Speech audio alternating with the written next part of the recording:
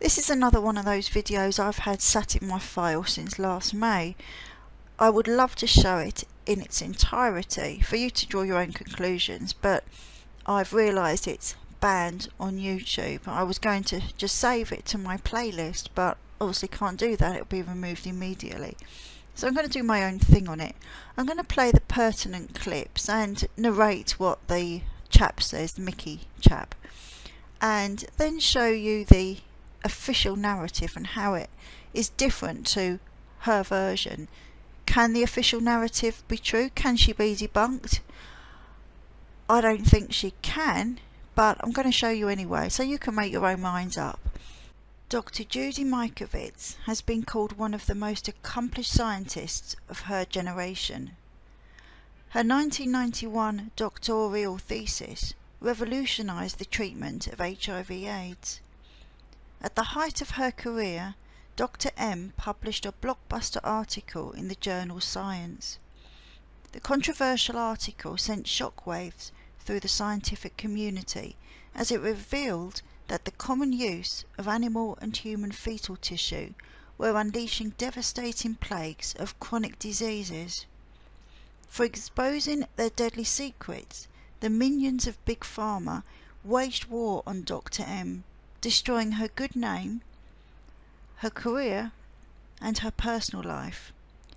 Now, as the fate of nations hang in the balance, Dr. M is naming names of those behind the plague of corruption that places all human life in danger.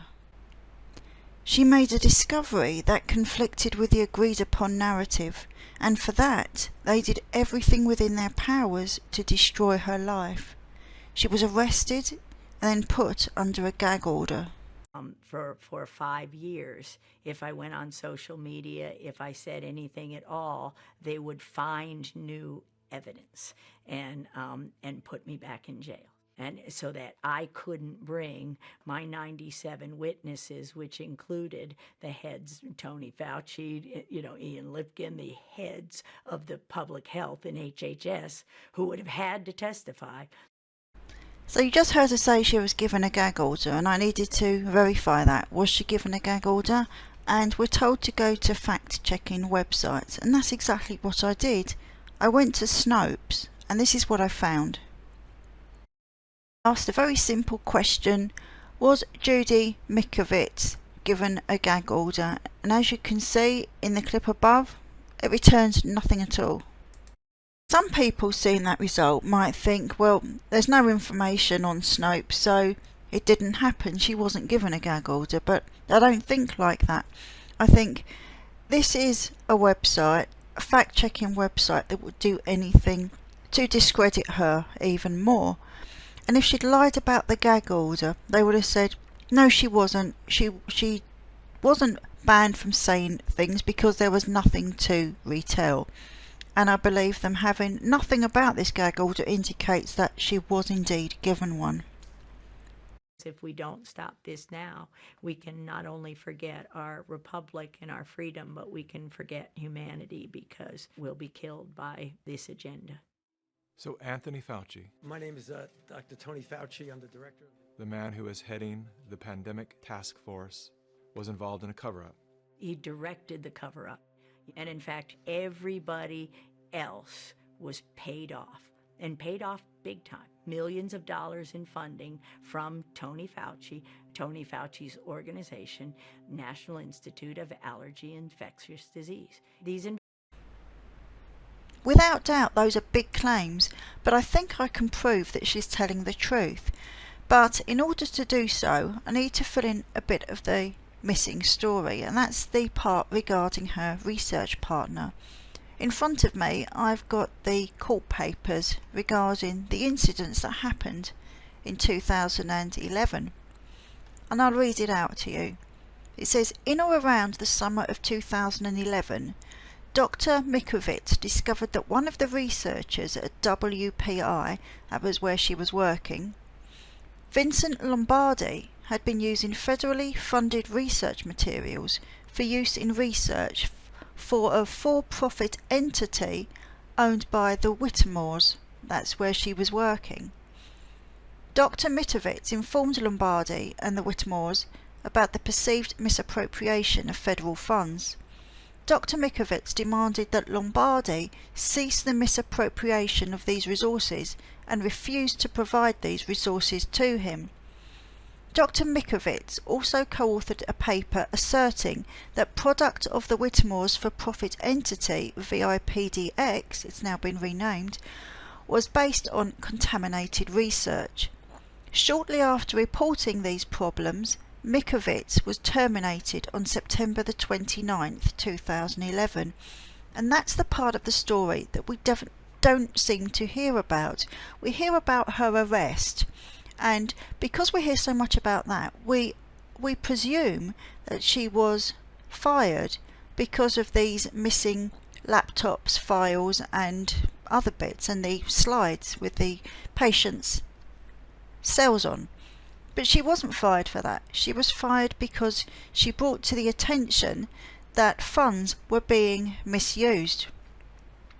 In court documents in the public domain, I assumed that the information within would be visible on Snopes. Now I know there are other fact-checking websites, but I can't use them all, so I've just stuck to this one.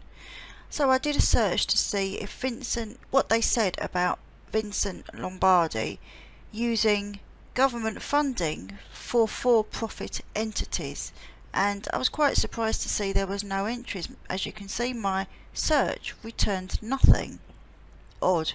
So because they have the transcript on Snopes of the pandemic video, well, most of the transcript, I thought maybe they'd mentioned it there and commented, because they were doing sections and then commenting, but nothing as well. There was just nothing.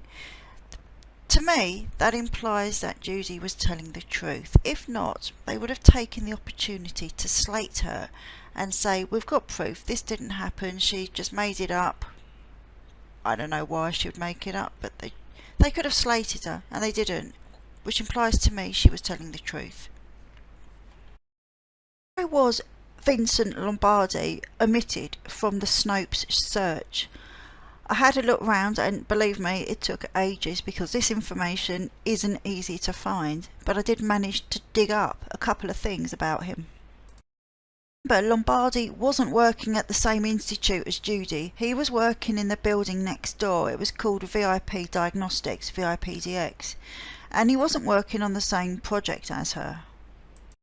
We have the details of that grant. It was administered by the NIAID, you can see at the bottom, and at the top you can see that the project leader was Vincent Lombardi.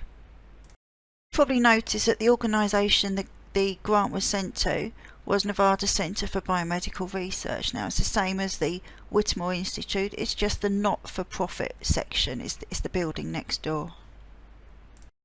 When I went to look at the study section at the bottom left, it says special emphasis panel with a number. You click on it and this is what you get. You can't find out any details about it at all. That Judy said that certain people were paid millions to keep quiet. Well, I think one of those people could have been Vincent Lombardi. At the time of Judy's sacking from her job on the 29th of September 2011, Lombardi was a project leader. Sometime after her sacking, and before the end of the year, he'd been promoted to director of the institute, and he remains in that position today. I can't find the exact date at which he took this position though. At the end, but there's one thing that's huge that we haven't spoken about, and that's her accusation of Tony Fauci, that he was at the head of all this. But I wanted to find out if there was any previous evidence of him doing anything untoward, any sign of dodgy dealings or corruption, and I'll show you what I found. Dr. Mikovits joined the NIH in 1980 as a postdoctoral scholar in molecular virology at the National Cancer Institute and began a 20-year collaboration with Frank Rossetti, a pioneer in the field of human retrovirology. She helped Rossetti isolate the HIV virus and link it to AIDS in 1983. Her NIH boss, Anthony Fauci, delayed publication of that critical paper for 6 months to let his protege, Robert Gallo, replicate, publish and claim credit. I read that article, it reminded me of another one I'd read, and that's about Judy's work. You know, it was discredited. They said that the results had been contaminated, and her name was pulled through the mud because of it. However, today, Vincent Lombardi is using a large part of her work in his work today with the Whittemore Institute, and also the chronic fatigue syndrome testing kits are also in use that she helped to develop. It's another case of, it's like Fauci, isn't it, giving credit to his protege, and a similar thing has happened here with Judy. She got her name pulled through the mud and Lombardi gets the credit. I'll read you the news article. It says Whittemore, an attorney and one-time influential lobbyist who lives in Reno, was convicted of giving money to 29 family members and employees of his former company Wingfield Nevada Group, and then using them as conduits for contributions to Reid's 2007 re-election committee to skirt federal campaign laws. Federal prosecutors alleged at the trial that Whittemore met with Reid at an upscale restaurant on the Strip in February 2007 and promised to raise $150,000 for the senator's re-election campaign. So you see, this story has corruption on many sides, and I mean, it's up to you who you believe. Do you believe some of what she said, all of what she said? I don't know what you think, but I know what I think, and I think the majority of what she said is true. And I say majority and not all, and that's because of this. If you remember back to the first clip I showed you, she said they made her bankrupt. They were her words. They made me bankrupt. Well, she did put it in a lawsuit in 2014, I think it was, and it was a whistleblower's claim to the court. She would have got $1.5 million if she'd won, but nothing happened, nothing came of it, and she actually lost all her money, her $5.5 million, because of that. And the reason why she lost is because she refused to produce evidence, which were the notebooks with the patient's details in. She refused to hand them over because she said she didn't want to give out patients' details. Now, to me, I'm not sure I believe that. Maybe I do, maybe I don't. But what's for sure is that she made herself bankrupt in a way, and she wasn't made bankrupt. But that's the only contradiction I can see in her story, and I've been through it with a fine-tooth comb. I could speak for another hour on this, but that will be dull for you. So if you want, I can do another video about the COVID vaccines that she's talked about. I think she's absolutely great. I think she talks a lot of sense, and I think she's very brave for being so honest. But that's up to you. If you want to hear about it, let me know. If not, we'll move on to something else. But thanks for watching, and I hope you've learned a couple of new things about this case.